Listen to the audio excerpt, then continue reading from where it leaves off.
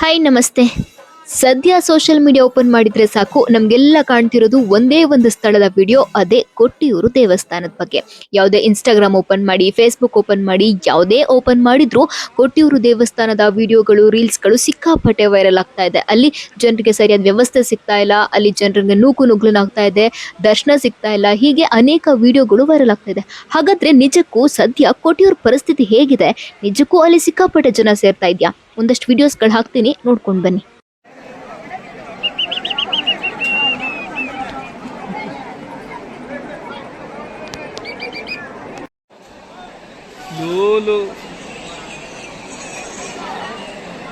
ಎಲ್ಲಿ ಕಾಣ್ತಾವ ನೋಡು.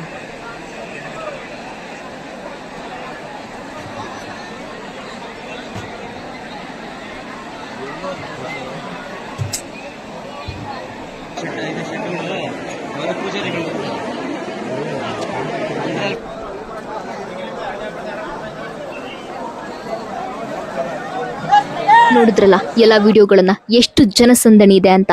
ಸದ್ಯ ಸಾಮಾಜಿಕ ಮಾಧ್ಯಮದಲ್ಲಿ ಈ ಬಗ್ಗೆ ವ್ಯಾಪಕವಾಗಿ ಕೇಳಿ ಬರ್ತಾ ಇರೋ ಆರೋಪ ಅಂದ್ರೆ ಅಲ್ಲಿನ ವ್ಯವಸ್ಥೆ ಸರಿಗಿಲ್ಲ, ಭಕ್ತರಿಗೆ ಸರಿಯಾದಂತಹ ಸೌಲಭ್ಯಗಳು ಸಿಗ್ತಾ ಇಲ್ಲ ಅಂತ. ಹಾಗಾದ್ರೆ ಅಷ್ಟಕ್ಕೂ ಈ ಉತ್ತರ ಕೇರಳಂನಲ್ಲಿರೋ ಕಾಡಿನ ನಡುವೆ ಇರುವಂತಹ ಈ ಕೊಟ್ಟಿಯೂರು ಇಷ್ಟೊಂದು ಪ್ರಸಿದ್ಧಿ ಪಡೆದಿದ್ದು ಹೇಗೆ?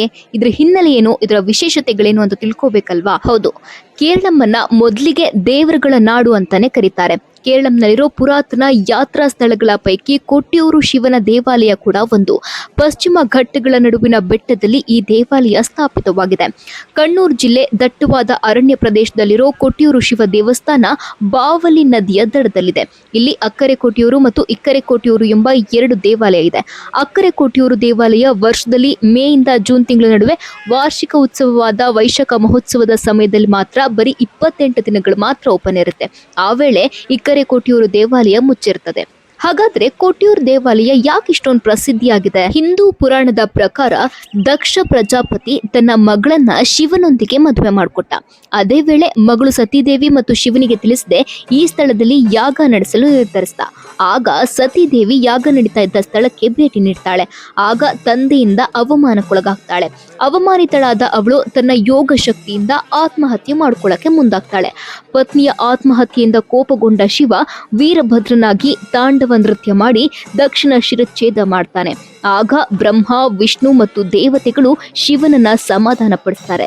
ಅಂದಿನಿಂದ ಈ ಸ್ಥಳ ತ್ರಿಮೂರ್ತಿಗಳಾದ ಬ್ರಹ್ಮ, ವಿಷ್ಣು ಮತ್ತು ಶಿವನ ದೈವಿಕ ಸ್ಥಾನವಾಗಿ ರೂಪುಗೊಂಡಿದೆ. ಇನ್ನು ಈ ಕೊಟ್ಟಿಯೂರು ದೇವಸ್ಥಾನಕ್ಕೆ ಮಹಿಳೆಯರ ಪ್ರವೇಶಕ್ಕೂ ಕೂಡ ಒಂದು ವಿಶೇಷವಾದಂತಹ ನಿಯಮ ಇದೆ. ಏನಂದ್ರೆ ಕೊಟ್ಟಿಯೂರಿನಲ್ಲಿ ಮಹಿಳೆಯರು ಪ್ರವೇಶಕ್ಕೆ ಕಟ್ಟುನಿಟ್ಟಾದ ನಿಯಮ ಇರುತ್ತೆ.